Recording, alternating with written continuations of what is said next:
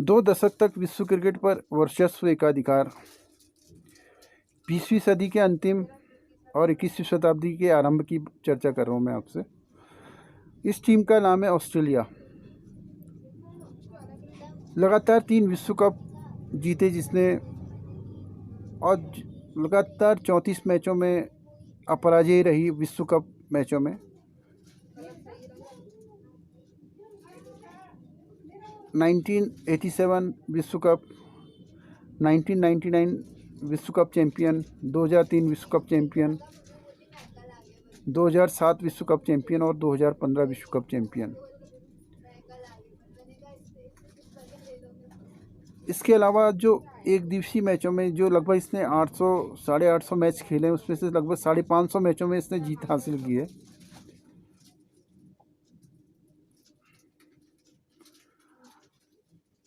अब इसका जो एकाधिकार, इस मैं इंडिया के प्रदर्शन की भी चर्चा करूंगा इस पर। इंडिया जो कि हालांकि उसने 1983, 2011 का विश्व कप जीता है और उसके अलावा 2007 का T20 विश्व कप भी जीता हुआ है। लेकिन जो मेरा मुद्दा है यहाँ पर, मुद्दा है कि आखिर भारत जहाँ पर कि क्रिकेट का इतनी अनुकूलताएं, माहौल, विश्व क्रिकेट की सबसे बड़ी पेशेवर लीग IPL, लोकप्रियता का चरमोत्कर्ष, domestic structure, junior, sub junior, college, university, छोटे छोटे स्तर पर जहाँ की इतना ज़्यादा सुविधाएं और एक माहौल जैसा है, उसके बावजूद भी हम कभी भी विश्व क्रिकेट में एक वर्चस्व या एकाधिकार हमारा नहीं रह पाया, जो जैसा कि ऑस्ट्रेलिया का रहा है।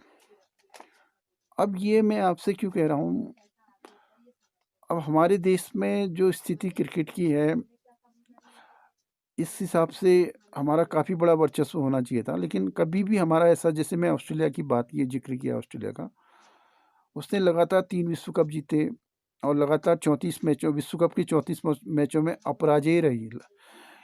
उसकी इस निरंतरता से, उसके प्रदर्शन से उसके आकलन किया, उसकी श्रेष्ठता का आकलन किया जा सकता है। लेकिन ऑस्ट्रेलिया जैसे देश में जहाँ की भारत का जैसी लोकप्रियता, अनुकूलताएं और आर्थिक ढांचा काफ़ी कमतर है भारत की अपेक्षा करते, फिर भी वो मिलकर इतना कमांडिंग पोजीशन में रहा इस खेल में, जिसका वर्चस्व रहा, एकाधिकार रहा। और हमारा देश जहाँ पर इतना ज़्यादा ढांचागत जूनियर स्तर पर, अब मैं आपको जूनियर स्तर की चर्चा करता हूँ, अंडर 19 स्तर पर, जहाँ पर हमने अंडर 19 स्तर पर 4 वर्ल्ड कप जीते हुए हैं। सन 2000 का, 2008, फिर 2012, फिर 2018 में लगातार हमने जीते हैं। और इसके अलावा मैं आपको एक बात बताऊँ, 2006 के विश्व कप जो अंडर 19 था, उसके उपविजेता रहे हम, 2016 के उपविजेता रहे और 2020 के उपविजेता रहे। यहाँ पर जो अंडर 19 टीमों के स्तर की जहाँ पर हम चर्चा करेंगे, तो यहाँ पर देखेंगे कि भारतीय टीम काफ़ी मजबूत दिखाई देती है। जो मुख्य प्रतिद्वंदी हैं, चाहे उसमें ऑस्ट्रेलिया हो, साउथ अफ्रीका हो, इंग्लैंड हो या न्यूजीलैंड हो, जो प्रमुख टीमें हैं, इनके बनस्पत हमारी टीम काफ़ी मजबूत दिखाई देती है।